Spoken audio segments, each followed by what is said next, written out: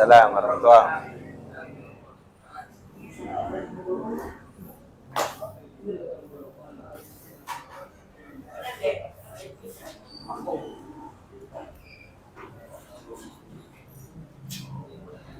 Sambil menunggu yang lain ya, yang mungkin masih dalam perjalanan, karena waktu sudah menunjukkan pukul 19.25, kita mulai kajian pada malam hari ini.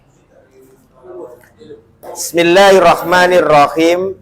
Assalamualaikum warahmatullahi wabarakatuh. Waalaikumsalam warahmatullahi wabarakatuh. Alhamdulillahilladzi anzala sakinata fi qulubil mu'minin liyazdadu imanan ma'a imanihim.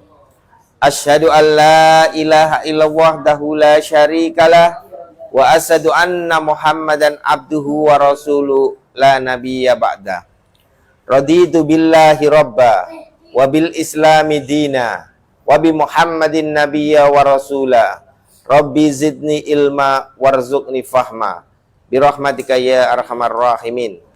Alhamdulillah, puja dan puji syukur patutlah kita haturkan kehadirat Allah Subhanahu wa taala yang senantiasa memberikan rahmat dan karunia-Nya kepada kita semua, diberikannya kita kesehatan, kesempatan, waktu luang, umur panjang, sehingga pada malam hari ini dapat melangkahkan kaki kita menuju majelis yang mulia di Panti Asuhan Kiai Ahmad Dahlan. Kedua kalinya salawat serta salam semoga tetap tercurah kepada bimbingan kita Nabi Muhammad sallallahu alaihi wasallam sebagai suri tauladan kita yang telah menunjukkan kita minad dhulumati ilan nur, minad dhalala ilal huda, minal jahiliyah ilal Islam. Anak-anakku sekalian, setelah libur panjang, liburan sekolah, maka kajiannya diliburkan sementara. Pada malam hari ini kita kembali mempelajari 100 hadis populer untuk hafalan. Sebelum masuk pada materi, saya ingatkan bahwa ini adalah bulan yang mulia, bulan yang pertama kalinya terhitung dalam bulan Hijriyah. Dan ini adalah sebuah perubahan yang besar bagi sejarah peradaban Islam.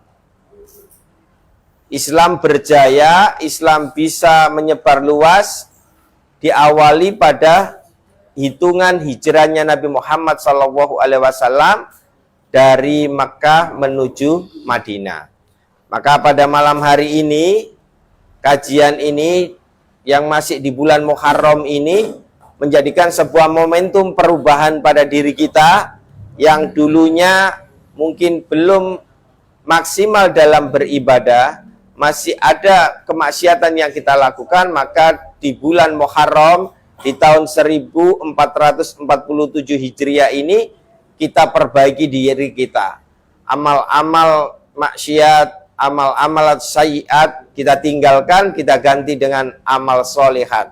Amal yang mengandung pahala di sisi Allah Subhanahu wa taala.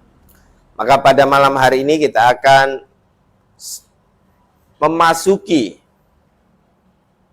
salah satu ilmu Allah Subhanahu wa taala tentang hadis. Pada malam hari ini kita akan membahas hadis yang ke-59. Akan saya bacakan matan hadis beserta penjelasannya. Bismillahirrahmanirrahim.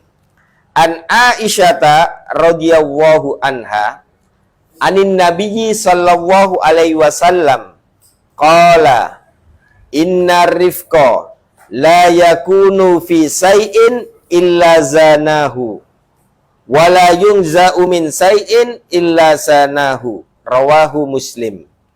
An Aisyata radhiyallahu anha, dari Aisyah semoga Allah meridhoinya, anin nabiyyi sallallahu alaihi wasallam, dari Nabi sallallahu alaihi wasallam, qala, beliau bersabda, inna rifqa la yakunu fi say'in, sesungguhnya kelembutan itu tidaklah ada pada sesuatu kecuali dia akan menghiasinya. Wala yunza'u min say'in illa sanahu, dan tidaklah kelembutan dicabut dari sesuatu kecuali hal itu akan menjadikannya buruk. Rawahu Muslim, hadis riwayat Muslim. Hadis ini menjelaskan bahwa kelemah lembutan yang dilakukan oleh Nabi Muhammad SAW menjadikan orang-orang yang membencinya mencintainya. Dengan begitu lembutnya, dengan penuh kesabaran yang beliau miliki, meskipun beliau dizolimi, bukan hanya cacian, tetapi bentuk fisik yang dilakukan oleh orang-orang jahiliyah terhadap Nabi Muhammad SAW, beliau senantiasa lemah lembut dan penuh kesabaran. Bagaimana kita membaca sirah nabawiyah, bagaimana Nabi SAW ketika berangkat melaksanakan sholat, beliau senantiasa diludahi oleh orang yang tidak beragama Islam. Tetapi ketika orang tersebut tidak meludahi Nabi, Nabi justru mencari kemana orang yang biasa meludahi saya. Maka dicari kabar apa yang terjadi pada orang tersebut. Maka didapati kabar bahwa orang yang biasa mendolimi Nabi, yang meludahi Nabi, ternyata sakit. Nabi Muhammad SAW sebagai Nabi, beliau tidak kemudian membalas dengan balasan yang serupa. Tetapi beliau memiliki sebuah hati yang lembut, sebuah sikap yang betul-betul bijaksana. Justru ketika orang lain belum menjenguknya, belum membesuknya, orang-orang yang memusuhi Nabi SAW, yang bersahabat dengan orang tersebut, belum sempat untuk menengoknya. Tapi Nabi Muhammad SAW yang setiap hari, setiap waktu ketika melaksanakan sholat diludahi, justru orang yang pertama kali datang. Ini menunjukkan kelemah lembutan Nabi Muhammad SAW. Apakah berhenti sampai di situ? Ternyata banyak yang dilakukan oleh Nabi Muhammad SAW yang menunjukkan kelembutan beliau. Dalam sebuah kisah dijelaskan bahwa Nabi Muhammad SAW setiap hari mendatangi pasar di Madinah bukan untuk berdagang atau memenuhi kebutuhannya, tetapi beliau punya hajat, beliau punya sebuah keinginan untuk menyantuni orang yang buta yang berada di depan pasar Madinah. Meskipun Nabi tahu bahwa orang itu orang Yahudi, bukan hanya berbeda agamanya, tetapi orang tersebut lisannya senantiasa mencacat Nabi SAW, senantiasa mencaci dan memaki Nabi kita Nabi Muhammad SAW. Tetapi beliau dengan lemah lembut, dengan penuh kesabaran, mendatangi orang tersebut, memberikan makanan. Dan makanan yang diberikan oleh Nabi SAW betul-betul makanan yang lembut, bukan makanan yang keras. Kalau bahasa Jawanya sudah dimama, sudah diempukkan, sehingga dengan mudahnya orang Yahudi tersebut bisa menikmati makanan tersebut. Dan dia tidak tahu bahwa orang yang memberi makan setiap harinya adalah Nabi Muhammad SAW. Nabi tidak menyebutkan saya adalah Muhammad, utusan Allah. Meskipun orang Yahudi tersebut mencaci Nabi Muhammad SAW, mengatakan bahwa Muhammad gila, Muhammad adalah penyihir, Muhammad adalah orang yang tidak benar. Tapi Nabi Muhammad SAW dengan kelembutan, dengan kesabaran, memberikan makanan, menyuapi orang Yahudi tersebut. Inilah kelembutan yang diberikan contoh dalam kehidupan Nabi Muhammad SAW yang tidak bisa dilakukan oleh yang lainnya. Terbukti ketika Nabi Muhammad SAW wafat, maka kebaikan ini dilanjutkan oleh sahabat Nabi Muhammad SAW, yaitu Abu Bakar. Abu Bakar seorang sahabat yang penuh kelembutan, yang hatinya penuh dengan kasih sayang. Ingin mencontoh, mentauladani Nabi Muhammad SAW, maka beliau melanjutkan apa yang dilakukan oleh Nabi Muhammad SAW, yaitu memberikan makan kepada Yahudi yang buta yang berada di depan pasar Madinah.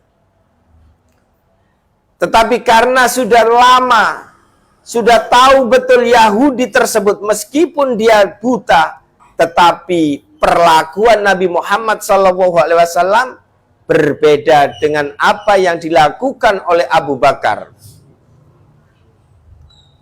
Maka Yahudi tahu bahwa yang datang ini bukan orang yang biasanya.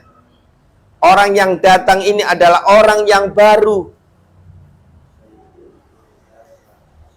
Maka Abu Bakar terheran, bagaimana engkau tahu bahwa saya orang baru yang memberikan makanan kepadamu? Maka si Yahudi menjawab bahwa orang yang biasanya memberi makanan kepadaku, betul-betul dengan lembutnya memberikan makanan tersebut, sudah dimama, sudah diempukkan, sehingga dengan mudahnya aku dapat menikmati makanan tersebut. Maka tertegun Abu Bakar As-Siddiq.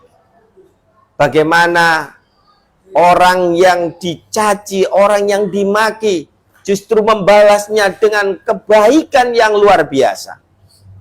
Nah, mungkin tidak pada diri kita. Mungkin masih ada rasa emosi.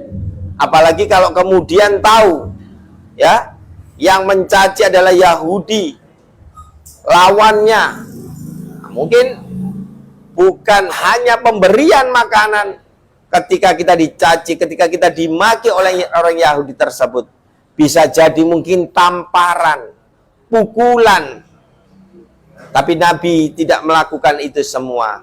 Karena bentuk kelembutan yang beliau berikan, maka justru Yahudi yang awalnya membenci Nabi Muhammad SAW menangis, merasa bersalah bahwa selama ini orang yang dicaci, orang yang dimaki, ternyata orang yang penuh kemuliaan, orang yang penuh dengan kelembutan, kesabaran yang luar biasa. Maka kita sebagai umatnya tentunya harus mencontoh, mentauladani Nabi Muhammad SAW semaksimal mungkin. Kaidah fikih mengatakan, ma la yudriku kulluhu la yudriku ba'dahu. Apa yang tidak bisa semuanya, maka tidak berarti kemudian kita kerjakan sebagiannya. Maka apa yang bisa kita lakukan, lakukan sebagai bentuk kelembutan hati kita, sebagai bentuk kita meniru mentauladani Nabi Muhammad SAW. Lambat laun, semakin hari semakin bertambah umur kita, maka semakin lembut hati kita. Ketika kelembutan ada pada diri seseorang, justru itu akan memuliakan orang tersebut. Orang yang lemah lembut akan banyak dicintai oleh manusia. Tetapi orang yang keras hatinya, keras perkataannya, akan dimusuhi dan banyak orang yang tidak suka kepadanya. Maka mari kita jadikan diri kita untuk dapat mentauladani Nabi Muhammad SAW. Kita hiasi hati kita, kita hiasi tutur kata kita, perilaku kita, sehingga menunjukkan karakteristik orang yang beriman kepada Allah Subhanahu wa taala dan mentauladani Nabi Muhammad SAW, yakni dengan kelembutan. Maka pada malam hari ini kita semua untuk bisa dapat mengamalkan hadis ini sebagai umatnya Nabi Muhammad SAW, kita lembutkan hati kita,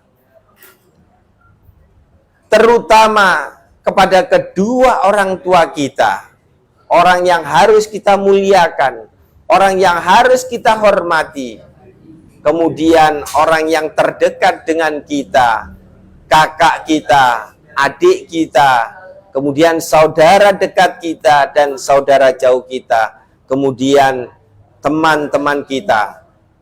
Dengan begitu, ketika nanti kita dipanggil oleh Allah Subhanahu wa Ta'ala menjadi hamba yang diridhoinya, hamba yang memiliki kelembutan, hamba yang memiliki kemuliaan di hadapan Allah Subhanahu wa Ta'ala, bukan hamba yang dimurkai, bukan hamba yang dibenci karena kerasnya hati. Demikian materi hadis yang ke-59 ini. Semoga kita semua dapat mengamalkan dalam kehidupan kita. Kita rendahkan hati kita, kita lembutkan diri kita dalam tutur kata dan perbuatan, sehingga Allah memuliakan kita semua. Mari kita tutup dengan membaca doa hamdalah dan kafaratul majlis. Alhamdulillahirabbil alamin. Subhanakallahumma wa bihamdika asyhadu an la ilaha illa anta astaghfiruka wa atubu ilaik. Akhirul kalam, nun wal qalami wa ma yasturun, nasrun min wafatun qarib wa basyiril mu'minin. Wassalamu alaikum warahmatullahi wabarakatuh.